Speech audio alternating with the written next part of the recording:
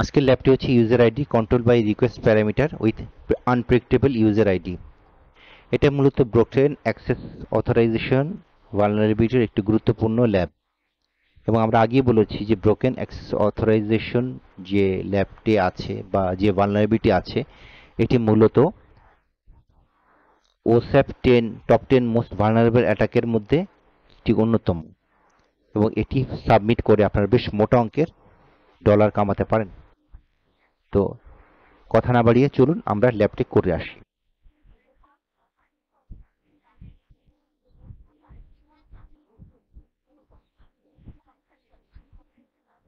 তো আমরা একটি ব্লগ পোস্টে আসছি। তো এই ব্লগ পোস্টে আমরা কি করব, প্রথমে আমাদের একটি নিজস্ব অ্যাকাউন্ট তৈরি করে নেব। আমি আগেই বলেছি এটি একটি টেস্ট ওয়েবসাইট। তো এই কারণে আমরা নতুন কোনো অ্যাকাউন্ট তৈরি করতে পারবো না, তবে এদের পূর্বে তৈরি করা একটি অ্যাকাউন্ট দিয়ে আমরা এদের অ্যাকাউন্টটা খুলতে পারবো। এদের পূর্বে তৈরি করা একটা অ্যাকাউন্টের ইউজার আইডি ও পাসওয়ার্ড এখানে দেওয়া আছে। তো আমরা এটা কপি করে এই ক্রেডেনশিয়ালসগুলো দিয়ে আমরা এই ল্যাবে প্রবেশ করছি। সো এটা তার ইউজার আইডি এবং এটা তার পাসওয়ার্ড।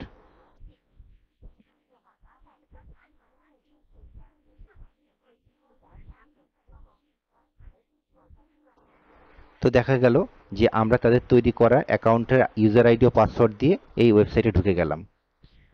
এখন আমরা এই ওয়েবসাইটটা ব্রাউজ করব। বিভিন্ন ইউজারের পোস্ট আমরা দেখছি। তো প্রথম পোস্টটা কার, এটা পোস্ট করেছে অ্যাডমিনিস্ট্রেটর। আমরা আপাতত অ্যাডমিনিস্ট্রেটর অ্যাকাউন্ট হ্যাক করব না। তো আমরা বিভিন্ন অ্যাকাউন্ট দেখছি। তো দেখা যায় এখানে একটা পোস্ট আছে। এটা কার, এটা কার্লোস নামে একজন ইউজারের। তো আমি চাচ্ছি এই ইউজারের অ্যাকাউন্টটা আমি হ্যাক করব। তো এখন আমি যে কাজটা করব, কার্লোসের এখানে ক্লিক করলাম। এখানে ক্লিক করলে আপনারা দেখেন এই যে তার যে ইউআরএল আইডিটা আছে, এখানে তার ইউজার আইডিটা আছে এবং user ID is equal to একটা প্যারামিটার এখানে দিয়েছে। তো আমরা এটা কপি করে নিলাম। এখন আমরা আমাদের অ্যাকাউন্টে চলে যাই এবং দেখেন আমাদের যে ইউজার আইডির শেষে যে প্যারামিটারটা আছে এটা কার্লোসের থেকে ভিন্ন। তো আমরা চেষ্টা করে দেখি কার্লোসের ইউজার আইডি প্যারামিটারটা এখানে পেস্ট করে দেওয়ার পরে আমরা কি রেজাল্ট পাই।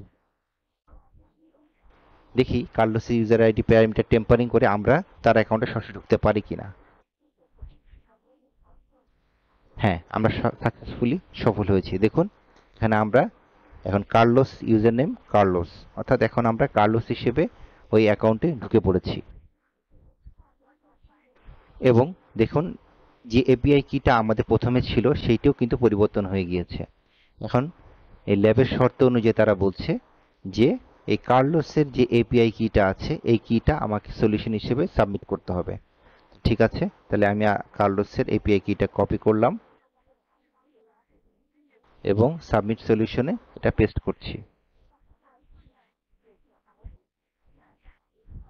কংগ্রেচুলেশন, আমাদের ল্যাবটি সম্পূর্ণ করা গেছে। সাথে থাকার জন্য ধন্যবাদ।